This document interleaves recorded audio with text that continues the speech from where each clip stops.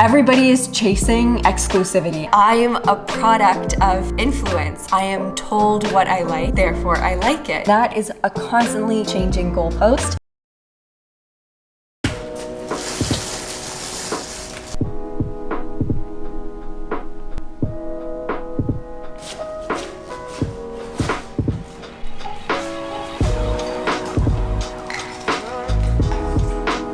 I think it's so interesting how brands that were kind of boring are now what luxury is defined by. Brands like Loro Piana and Brunello Cucinelli, it's like killing me to not roll those R's. Loro Piana and Brunello Cucinelli, they've been around for so long. The new generation has gone through every other brand that now they're going to ones that have been around forever and basically almost claiming that it's like rediscovered, which I think is so funny. They're beautiful, but the whole point of brands like that is that they're made with good quality materials, and with a generation that is totally consumed by fast fashion and wants things from Shein and Princess Polly and Fashion Nova, I think it's funny that now there's a huge switch to brands that are super expensive. Fashion goes in waves and everything that is old becomes new again. And that's what I feel like is happening now with this quiet luxury trend. It's not that anything has changed. It's just that people are getting tired of what they have thought of as luxury for so long and basically recycling through what has already been in existence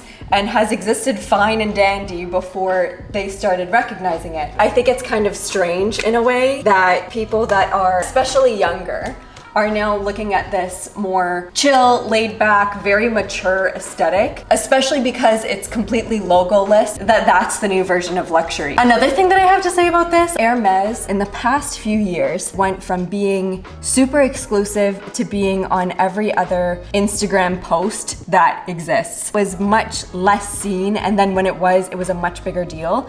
And now I feel like everybody has a Birkin, everybody has a Kelly. It's like we need to keep climbing the social status ladder in fashion in order for things to be cool again, which is a real shame because we are sort of climbing to get to a level that we'll never reach, and in my opinion doesn't really exist. Even thinking of myself, I started off making a little bit of money and having my first job. It was all about like Aeropostale and American Eagle, and even that seemed like sometimes too expensive. Abercrombie and Fitch was like untouchable. But then after that, it rose a little bit as your life progresses, and obviously I guess this is also a function of disposable income from my economics class in university. You just always want to keep climbing up, outdoing ourselves, or depending on your personality type, everybody else, which is really frustrating because as somebody that loves fashion, it's like in order to keep up, you have to have the next best thing, and that is a constantly changing goalpost, which is completely unnecessary as well because we're losing the sustainability of fashion.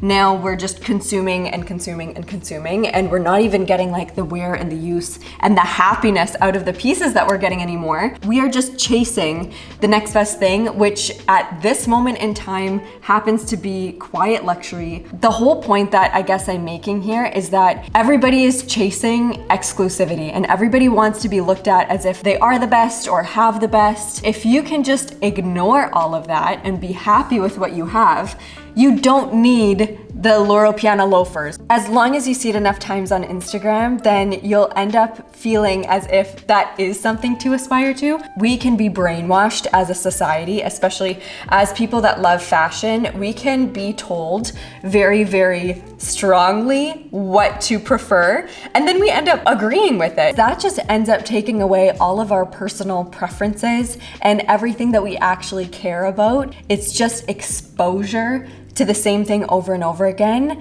being told that we like it until we actually like it and we go out and buy it and we spend our hard-earned dollars on it. And I guess that's marketing 101 with social media and Instagram especially, but I'm guilty of it too here on YouTube. Watching the same people over and over again, I now like their aesthetic, and so I try to mimic it. But at the end of the day, now I wonder if I was never exposed to any of it, how I would choose to dress if I knew for a fact that I was not being influenced by anything, because I am sure as the day is long that I am a product of influence. I am told what I like, therefore I like it. I can guarantee you that right after this trend, it's gonna be monogram, and it's gonna be loud, and that old money aesthetic, people will just realize that's not actually what I like. So they'll go back to what was in before, which was monogram and logos and loud prints and bold colors and away from neutrals. And that will be the next trend in fashion. And because right now everything is wide leg, for example, the next trend will be skinny jeans. And now that we're back to big bags after micro bags, I can guarantee you that the next size is gonna be medium bags. Even when you find out how everything works and how fashion is so cyclical, you're still so subject to it and still so influenced by it. But I guess that's part of what I enjoy about it, is taking the time to see what the trends are and then trying at least to be able to decide for myself what I like and what I'm gonna consume, what I'm gonna buy. At this point, quiet luxury seems to be more about social status, and I don't think that you should really buy into it, because if you don't like it, don't buy it. Don't get sucked into the names or the prices or the exclusivity of it all, because none of it actually matters. Just enjoy fashion and remember that it's all so personal, and it should all be very fun.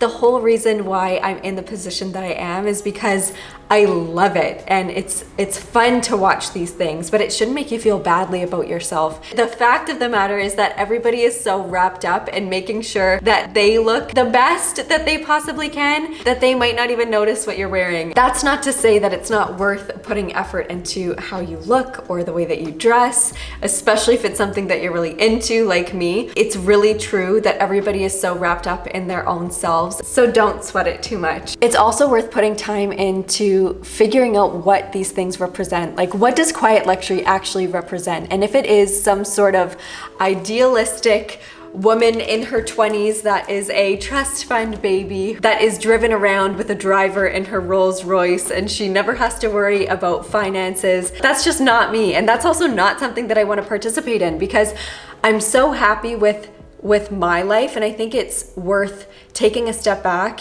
and realizing that yes, it is all just sort of fun and games in the grand scheme of things. It's just fashion, but don't try and be somebody that you're not just to fit what the current ideal is, because trust me, it's gonna change in 5 minutes, and then you're gonna need to throw out that whole wardrobe of Brunello Cucinelli cashmere sweaters and go back to buying Chanel CCs. It's worth paying attention to, it's worth thinking about, it's worth talking about. So thanks so much for spending your time talking with me about it. If you agree or disagree, I'd love to keep chatting about it in the comments, and I'll see you very, very soon in my next one. Bye guys.